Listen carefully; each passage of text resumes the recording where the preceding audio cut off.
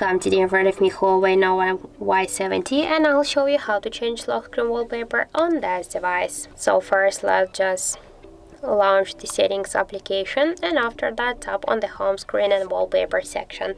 Then click here to wallpaper. We can select our new wallpaper from our device gallery. Here you can find your previously taken on your device camera wallpapers or downloaded from the internet.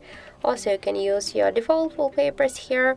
For example, I'll use the natural. We can use this wallpaper, for example. Tap to apply, and we want to set this wallpaper on the lock screen. Now just wait a second, and when we'll lock the device, we can see that we just successfully had changed lock screen wallpaper on our HUAWEI device. Also we can make it by the second way. Just first slide with your two fingers at the center, and now we can see here on the left down corner wallpaper icons.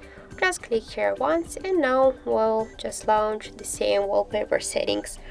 Just to change the wallpaper by the same way, select one from these wallpapers. For example, I'll use this one. Tap here to apply, again lock screen, wait a second, and that's it. So thank you for watching, and if you find this video helpful, don't forget to leave a like, comment and to subscribe our channel.